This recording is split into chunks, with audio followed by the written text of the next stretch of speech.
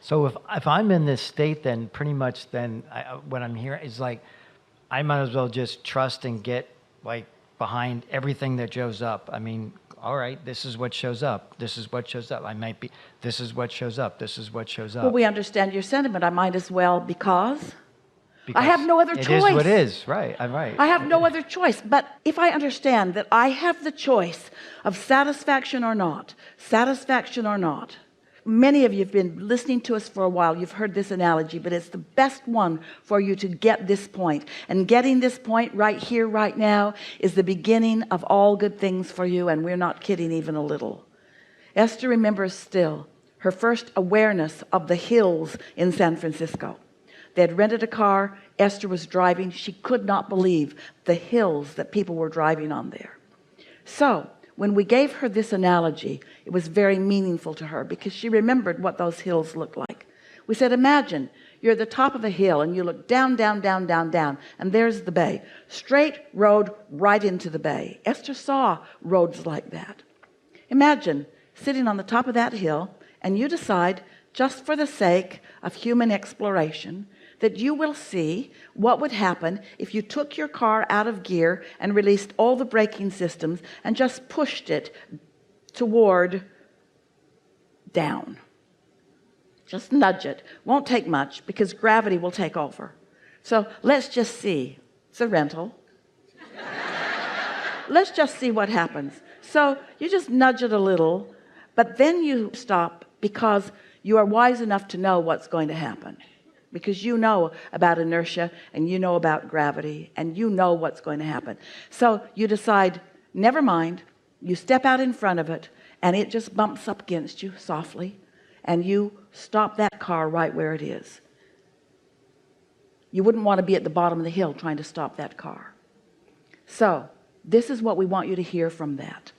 When you stand on this fulcrum where satisfied or unsatisfied is, that's like being at the top of that hill when it's really easy. It can go any way you decide for it to go, but you can, in the early stages of thought, you can encourage them or you can stop them. You can encourage them or you can choose another thought. But if you let the momentum get going even a little bit, then you lose that control. And it isn't until you meditate and quiet your mind or have a good night's sleep or some other sort of intervention happens where your subject is really changed that you can change the direction of your thought. Most people don't use that beneficial moment in time, satisfied or not. And that's why we encouraged Esther to begin playing the game. She's in her vehicle, she's driving, her mind is sort of trolling around thinking about different subjects, and she will find a subject and then she will ask herself, satisfaction? And if it is, then she will focus on it and let it grow into more and more and more momentum, so that she has a really wonderful thought process while she drives that often even leads to some sort of interaction with some other who's on her vibrational wavelength, which makes her feel so blessed and so loved and so powerful in her deliberate creation. And if it feels not satisfying and she's right there aware that it could go either way, she can choose something that feels more satisfying, or she can distract herself by changing the music station. In other words, sometimes even a song can take you into dissatisfaction, and Esther can feel it in the moment of the first notes that come, which way it's going to take her. And she's got 5 presets and she just moves around till she finds one that goes that way. No point in going that way. Helpful? Yeah. But so did you get a sense of what we were talking about? Yeah, no, I've heard, like, I wanted to hear, like, analogy is great, you know, and I'm actually from Northern California, so I know the hills in San Francisco, and so I get it. Well, the thing that we really want everyone to settle in here for just a little bit is that the early stages of you beginning to offer a vibration, you have complete control over which way it goes. And here's the picture that we'd like you to have. Your inner being is here calling you, and if you allow yourself a satisfying thought, an early one, then you'll be called right into vibrational alignment. And when you allow that, then satisfaction moves into even more dramatically good feeling emotions. And the thing is, we're not asking you to just live in your mind. We know how law of attraction works. We're asking you to live in your mind enough that you can choose the direction, and then law of attraction will lead you to conversations and experiences and evidence so that you can witness the universal forces working on your behalf, all because early on you chose to go that way instead of in opposition to who you really are. And remember, satisfaction comes from only one place: having intentions, which is what your vortex is, and you moving in the direction of them. So in every single moment of negative emotion, you are not moving in the direction of who you really are. And we've written lots of books. The Ask and It Is Given book has 22 processes in it to catch you along your physical trail in various degrees of resistance. But there is nothing better than preparing your vibrational atmosphere so that you are aware of which way you're going. And even though there will be resistance, there will be points of resistance. This is not a resistant free environment, about as close as it comes, but still not resistance free. During this voyage, it's a wonderful time to just ask yourself, satisfying or not, satisfying or not.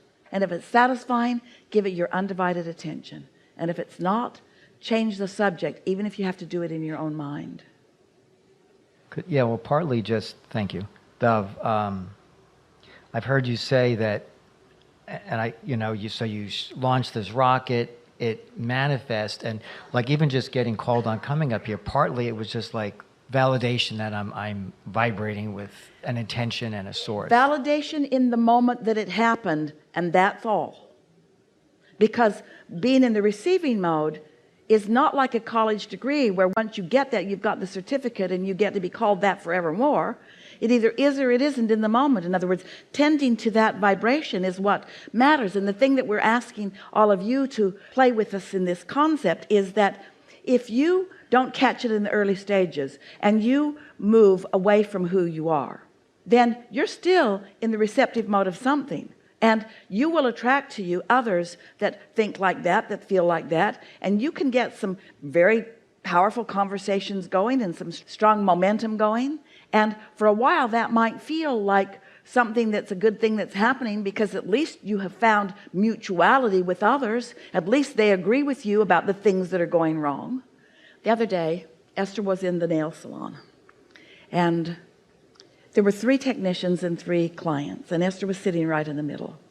And Esther was having a particularly satisfying day. It had just been a really, really fun day for her. And she's sitting there, she's all frisky, and she's particularly funny, really, really funny, but no one else knew it. She was the only one who knew how funny she was. And so she kept saying another funny thing, and no one acknowledging it, which made it even more funny to her. And she was resisting laughing out loud, but she wanted to, because how can I be this funny and them not know it? And then she was thinking about mutuality. She was thinking about vibrational harmony and that sort of thing. And it's not that they weren't lovely, they just didn't know how funny she was, which, when you're funny, you sort of want people to get how funny you are. And she was sort of having fun with all of those ideas. And then on the music system, a song began to play, and it was a vocalist who Jerry and Esther adore, Sarah Brightman, and playing a familiar song that Jerry and Esther played often, especially in their buses. And so Esther said to the other 5, "Oh, I have a really good story to tell you." So she said, some years ago we were receiving our very first big RV, and we had taken our car and we'd towed a trailer behind it, a U-Haul trailer, and we had everything in the trailer that we were going to put into the RV once we received it. And it was several days of orientation, of learning all of the components of this thing, how to drive it, and how the outside things worked and how the inside things worked. And so we are just at the phase where a man was teaching us the music system. And he said, "Do you have a CD?" And Esther said, "There's one in that U-Haul, but I couldn't get my hands on it quickly. I don't even know what box it's in or how deep in the box is." And at that moment, someone knocked on the door. And it was someone who worked there at the facility. And he said, "A package for Jerry and Esther Hicks." It was a thin package, overnight FedEx package. They ripped it open, and it was a Sarah Brightman CD. Jerry and Esther didn't know who she was, and so they put the CD in, and the song that was on the music system in the nail salon, that's the song that played, which Esther just thought was the most wonderful law of attraction story. The man who was showing them the orientation in the bus said, "That's just weird." Because, do you have a CD? No. Wait, yes. And Esther loved that experience so much, and now here it is played, and I have the opportunity to explain to you how magic life can be. And no one said anything. No one said, "Wow." No one said, "Oh." No one said, "What?" They didn't say anything, just more violin.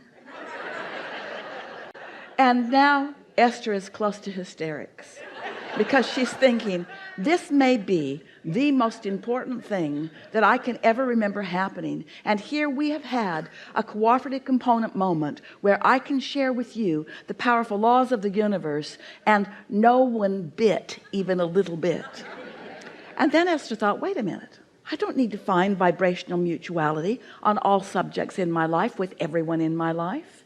They don't need to be a vibrational match with me about law of attraction, or about meaningful things that have happened to me, or even about the things that I know for sure are really funny and they should know it too. They are magnificent mutuality with me relative to why I'm here. This facility is beautiful. It's clean. The people are very nice. They are very good at what they do. No need to ask everyone to match you on all subjects. No need to find lack in someone who's not actively offering a vibration where you are. If you're seeking vibrational alignment with who you are, so that you're happy regardless of what else is going around you, if you're not looking for love in all the wrong places, if you're not needing them, whoever's with you, to be the one who's acknowledging you, if you can accept that your inner being is always aware of you, always on your team, always knowing what you want, always your true point of attraction, always offering a vibration, always calling you to your vortex nest, always aware of who you are, and always knowing what you want, and always knowing where you stand in relationship to what you want, and always knowing what your path of least resistance is, and always loving you no matter which way you go on your path of least resistance, and always calling you no matter what your response to the calling is, then you've got it pretty good, don't you think? Yeah. Enough? Really good. Really good. Yeah. Yes.